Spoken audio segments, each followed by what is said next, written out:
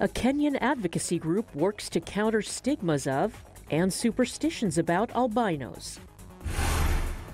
Teaching Uganda's artists, filmmakers, and producers how to protect their intellectual property. And Senegal opens a new art museum honoring Black civilization.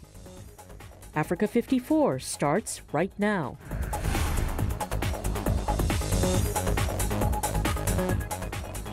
Good evening and welcome. I'm Vincent McCory. This is Africa 54.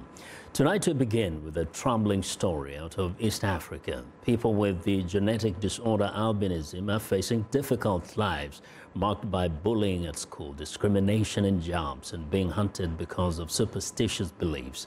A Kenyan advocacy group is now trying to counter the misconceptions about albinos and give them a more secure place in society. Raila Mbua reports from Nairobi. 8-year-old Rebecca Zawadi stands out where she lives in Kibiko, on the outskirts of Nairobi. She stands out in school and each and every place you can think of, her grandmother says. But in Kenya, her pale skin and blonde hair also pose a threat to her health and security. Zawadi kwa upande pia wa kucheza kuna ugumu fulani kwa sababu saa zingine tunaweza toka na yeye. Zawadi has a lot of needs in all areas, including her education, clothing. She needs sunscreen, and it is very expensive, and you don't get sunscreen everywhere. When playing, some children discriminate against her. They don't want to play with her. Albinism, a genetic condition marked by the absence of pigment in the skin, causes vision problems and an increased risk of skin cancer. Because of superstitious beliefs in East Africa, some albinos are hunted and killed for their body parts. Thousands more face discrimination and poverty. Daniel Shisia, Zawadi's father, says it's difficult growing up as an albino and raising a child with albinism.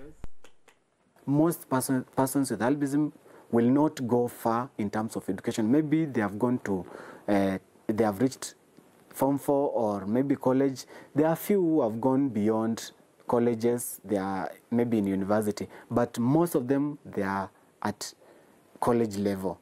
So what I can just tell the government is to consider these persons with albinism, to create jobs for them.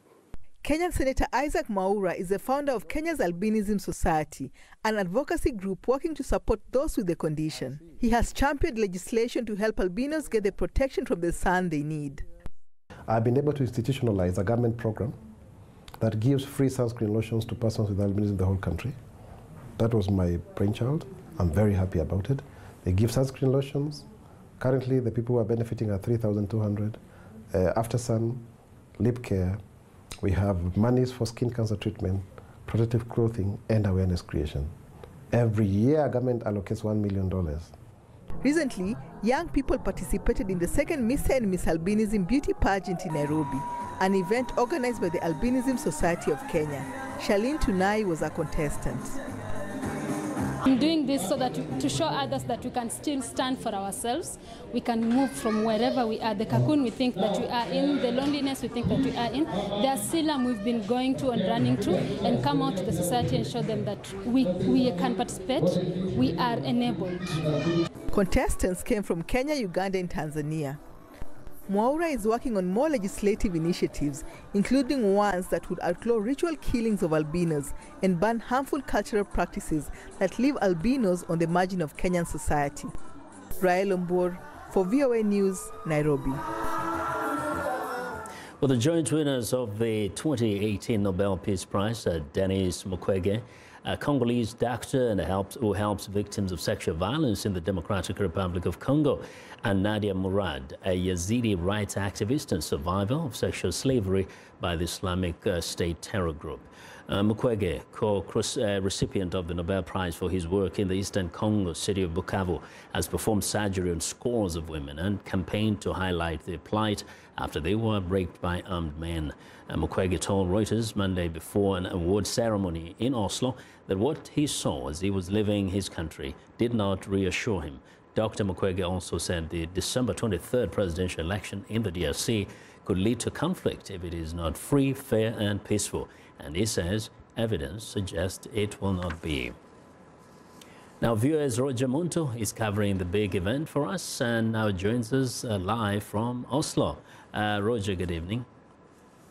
Good evening, Bess. Yes, now first share with us the kind of mood that was experienced in the room when Dr. Mukwege was given this award.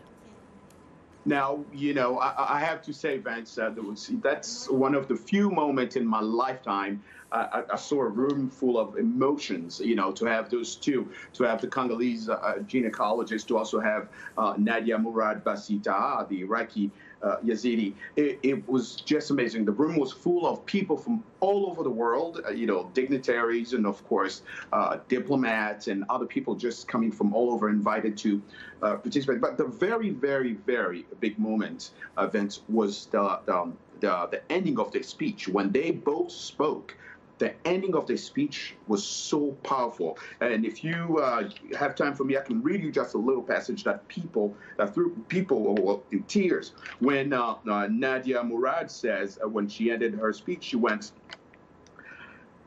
what she said, let me see her is here because I have too many here. She went, "Let us all unite, fight injustice and oppression. Let us rise and raise our voices together and say no to violence, yes to peace, no to slavery, yes to freedom, no to racial discrimination, yes to equality and human right." That was amazing to just hear her say that, and she was so loud, and people just went. And there's a very interesting contrast. First, one is a doctor who has been helping people who are victims of this vicious wars and rapes by armed men. The other one is a girl, a woman who has been a victim herself. I guess the bringing together of those as co-recipients was really amazing and powerful. That's a very good point, Vince. And I did ask Dr. Mukwege about that. And I asked Dr. Mukwege about their relationship, how they communicate. I mean, do they talk often? And Dr. Mukwege, they really bond. They talk. They really, you know, like each other. You know, when Dr. Mukwege finished also his speech, Vince, he even mentioned. He said, "Dear Nadia," this is how he was ending. "Dear Nadia, your courage, your audacity, your ability to give us hope are a source of inspiration for the entire world, for me personally." And you could just see it in his eyes, you know, and he was getting emotional. But that shows how they're passionate about what they're fighting for, Vince. And now, for those from the Democratic Republic of Congo who you may have spoken to, what does this mean to them to see one of their own receiving this big award? Now, I did speak to so many of them who came here to Oslo as well. Some came from Belgium, France, from Kinshasa. But more interestingly, some of them came from Kivu, the eastern part of the DRC. You know, these people come from exactly where the doctor lives. So they came from there, and they are extremely happy because this is huge for them. This is huge for the DRC, they say. They also say this is huge, not just for the DRC, not just for the eastern part of Congo and Kivu, but also the whole Francophone Africa as well. They have a feeling that in the DRC, you know, it's not publicized. They're not talking about Dr. Mukwege as much as they should have. But that's why I came here and also to show that they are supporting him. I just quickly, before the award, he did speak about the upcoming elections. It's because for him, there is a correlation, of course, between a peaceful election and atrocities like this that can be committed against women, right? That's totally true, Vance. And again, that's good because I also asked him that question. He said, I asked him if he thought that the elections would be credible and peaceful, and he looked at me straight in the eyes and said, "Roger, how would you even say something like that? How would you believe that there's going to be, you know, something, you know, a peaceful election, credible election, while we already know that the way things are not going the right way?" And he say, "I'm going to keep on fighting because for me to be able to." These things are the reason why those women were raped. These are the reason why women are not respected. Because all these things that's going about politics, violence everywhere, and all the time. There's some, you know, politics that doesn't encourage and support women. He was very, very strong about that. So he said he believe that the elections, he doesn't believe the election will be credible. He said, I don't believe there will be any elections at all. You know, we'll be talking to you again, I think, tomorrow. Roger, thank you as always. Excellent reporting. Thank you for joining us from Oslo. Thank you very much. Thanks for having me. You're welcome. That's our viewers, Roger Munter, reporting live via Skype from Oslo in Norway.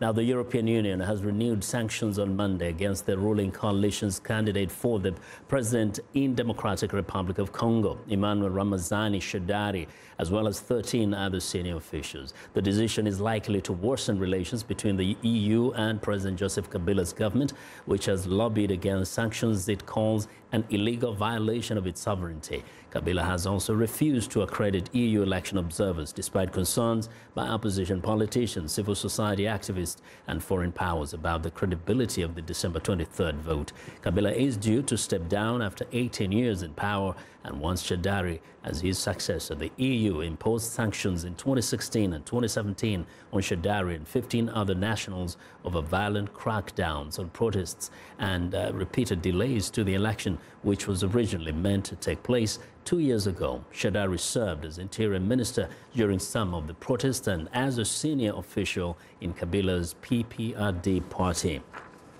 While efforts to boost global action against climate change are hitting rough seas, as several key nations have objected to a key United Nations-backed report on the impact of rising temperatures at the COP24 talks in Poland. Many developing nations, they are already suffering from the impact of climate change, especially in South Asia and Africa, where water shortages and intense storms are putting lives and livelihoods in danger. And Ridgewell has more. 5 months ago, a bustling fish market stood on the shores of Malawi's Lake Chilwa. Now, hundreds of fishing boats lie marooned on the cracked mud. Water levels fluctuate, but scientists say climate change is making the seasonal dry out of the lake far more dramatic.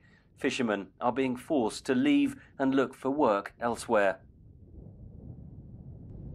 Climate change contributes to the current recessions that we are experiencing. Because you can see that in 2012, there was a recession where the lake lost about 80% of its water. Then it recovered in 2013, but not fully. So since then, every year, we've been experiencing these recessions. Policymakers gathering at the COP24 climate talks say it is developing countries like Malawi that are being hit hardest by the impacts of climate change. The charity WaterAid has released a report ranking the countries worst hit by water shortages, with Sudan, Niger and Pakistan making up the top 3. But the fact is that there's people who are living with the impacts of climate change right now, and they're feeling those impacts not through carbon but through water. And as we've seen over the past few years, and will continue to see for many years to come, unfortunately, is a huge increase in water stress and absolute water scarcity. Richer nations have pledged $100 billion a year for poorer nations to deal with the consequences of climate change, but WaterAid says they are failing to deliver. Scientists say emissions of carbon dioxide would have to be reduced by 45% by 2030 to have any hope of keeping global warming below 1.5 degrees Celsius, the target agreed in the Paris climate deal. But the number of coal-fired power stations, the most polluting form of energy generation, is growing. The German organisation Urgewald calculates that $478 billion had been invested into expansion of the coal industry between January 2016 and September 2018, including in Africa. 14 African countries now, the first coal plants are being developed. It's completely crazy. Economies that could just be leapfrogging to a renewable energy economy that instead are having, largely by foreign companies, having coal plants being pushed on them as a solution to energy. Meanwhile, the World Health Organization warns that climate change will exacerbate the impact of some diseases and health problems, including malaria, malnutrition and heat exposure. Henry Ridgewell for VOA News, London. The International Fund for Agricultural Development, a United Nations agency, is set to make its first investment in Zimbabwe in several years. The president of IFAD visited Zimbabwe and says the agency hopes to revive the country's agricultural sector after years of decline. Columbus Mavunga reports from Harare. This irrigation project, about 120 kilometers east of Harare, started in 1999 with funding from the International Fund for Agricultural Development, IFAD. The community says it lifted their lives as it provided them with food, income, and employment.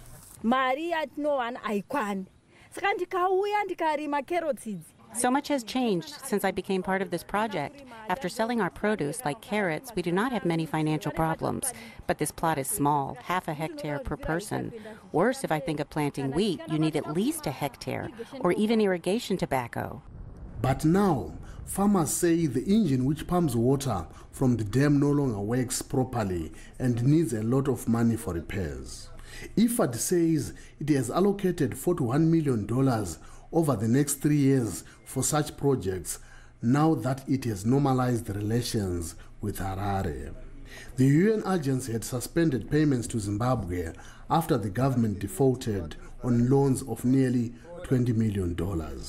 When we have to suspend a country, be it Zimbabwe or any other country, it's very, very painful, to be quite frank. But you also have to understand that we are a financial institution. We do have some we have to be fiscally responsible. Gilbert Onkibo, the former Prime Minister of Togo, says the UN agency only suspends funding to a country after it goes 10 years without paying back a loan. Onkibo has been IFAD's president since February 2017. He is based in Rome, but he visits Africa regularly. 50% of our investment is in Africa, so it's quite strategic for us to have a close follow-up on our activities in the continent, and particularly in Zimbabwe. You know, the country is in a transition. There's a huge human capital. We are about to start our new programming cycle, so we wanted to have the opportunity to dialogue with the authorities, with the civil society, as part to better inform ourselves before we move to an agreed program with the authorities. Vangelis Haritos, Zimbabwe's junior minister of agriculture, says the government wants to revive the farm sector, once the backbone of Zimbabwe's economy. The sector has struggled since the early 2000s, when land reforms pushed out experienced white farmers and replaced them with black farmers who lacked money and know-how to make the farms productive. The government hopes irrigation projects will help turn things around and counter the effects of repeated droughts that have made it hard for crops to grow. Columbus Mavunga for VOA News, Harare. Well, we want to know what you think about Africa 54 and the stories we covered. Join the conversation on Facebook. The address is Africa 54. We're also streaming our show live on Facebook, so check us out and share our show with your friends. Find me on Twitter at VOA Vince McCory. Still ahead on Africa 54, a Kampala-based startup teaches how to protect intellectual property. But first, a look at Monday's headlines.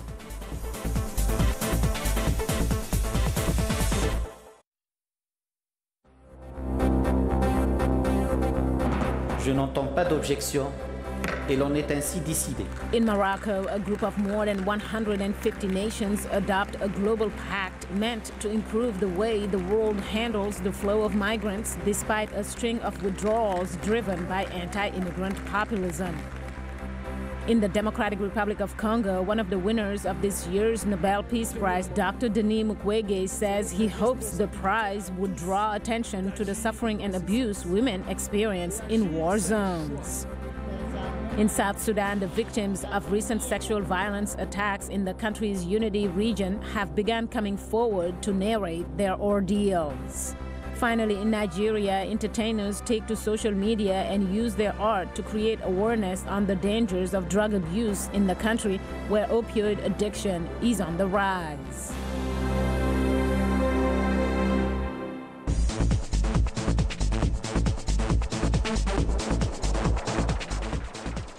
Well, Uganda's entertainment industry is growing rapidly in popularity, but sometimes there is limited awareness among artists, filmmakers and producers on the importance of protecting their work and value their intellectual property. Here's VOA's Paul Ndiho. The entertainment industry plays a role in giving a livelihood to many Ugandans, even in the face of challenges. Unfortunately, most entertainers say they are struggling to commercialize and earn money from their works. The new startup, a Kampala-based organization called Intellectual Property, wants to change that narrative.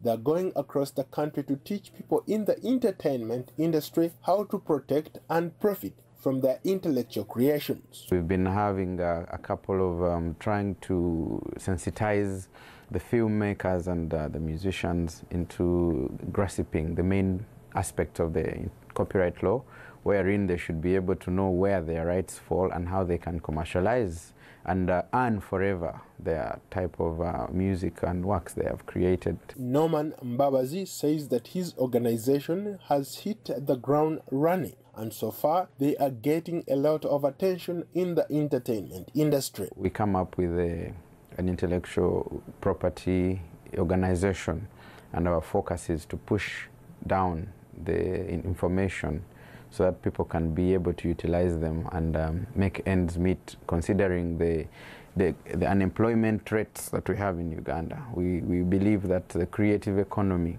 can be one of the saviors of such a situation. Intellectual property experts say the most significant obstruction to IP growth for entertainers in Uganda seems to be the lack of knowledge on how to protect their work. The law is the protection bit of it. So it creates the platform whereby you are able to make money and earn a living from what you have created. Unlike copyright, where sometimes registration is not necessary, but other intellectual property arrangements, trademarks, patents, utility models, all those industrial designs, among others, require that you have to give information, then they give you protection. What kind of challenges do you run into when these musicians or artists come to you looking for help? The challenges they face, one, are awareness.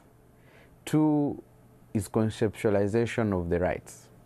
And definitely three is how to earn, how to transform popularity into money. Despite challenges, Mbabazi says they've had some success. For example, his organization represented Bobby Wine, a Ugandan pop star turned lawmaker, settled out of court after Uganda's Electoral Commission used one of his songs during the campaign in 2016 without his authorization.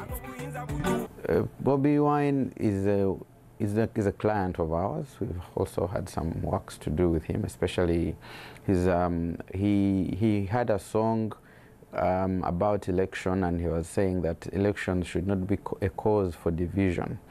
And I think the Electoral Commission used the song without his authorization during campaigns in 2016, and through court, we litigated part of the matter and settled it out of court, and he got some compensation. So that kind of experience is beginning to grow up. But the government is making significant advances in strengthening the administration and management of intellectual property rights, including Parliament enacting a significant IP legislation. Paul Ndiho, VOA News, Washington.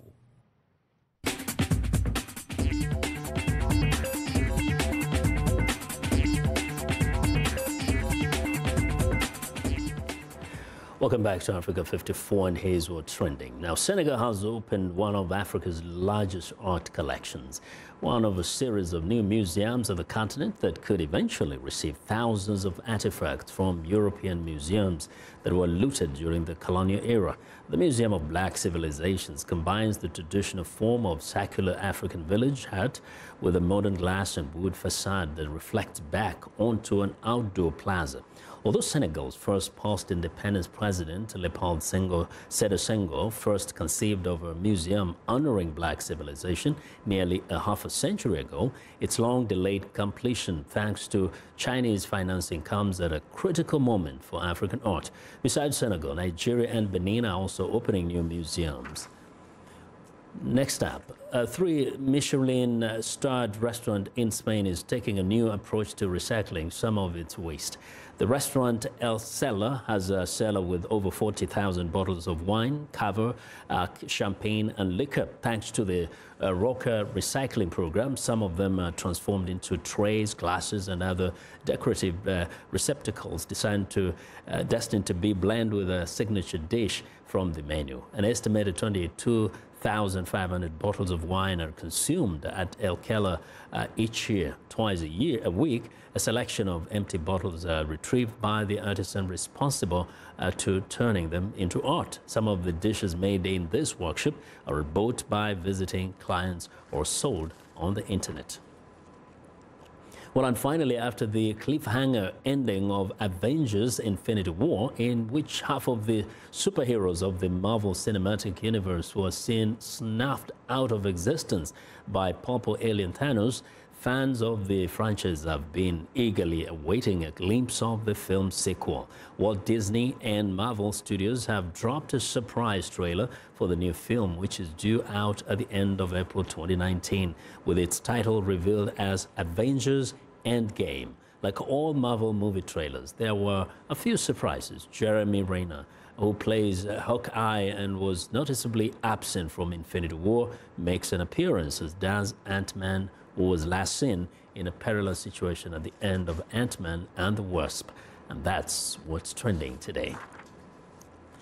Well, in sports news, Kenyans incredibly finished in the first 17 spots of the men's Singapore Marathon, with winner Joshua Kipkorir completing the race 30 minutes faster than any non-Kenyan. Kipkorir, 24, competing in the Singapore Marathon for the first time, finished Sunday's race in 2 hours, 12 minutes and 20 seconds, the second fastest time in the event's history, according to organizers. Felix Kirwa was second, while Andrew Kimtai was third. The fastest non-Kenyan was Singaporean runner So Rui Yong, lagging far behind the winner with a time of 2 hours, 41 minutes and 49 seconds. Kenyan runners also dominated the women's event, taking the top 5 spots. And that's our show for today. Be sure to watch Africa 54 on our website at viewafrica.com for more news. Tune in to Viewers Evening Radio Show Africa News tonight at 1800 UTC, and in the mornings to Daybreak Africa between 0300 and 0600 UTC, Monday through Friday. Thanks a lot for watching. From all of us in Washington, have a good night.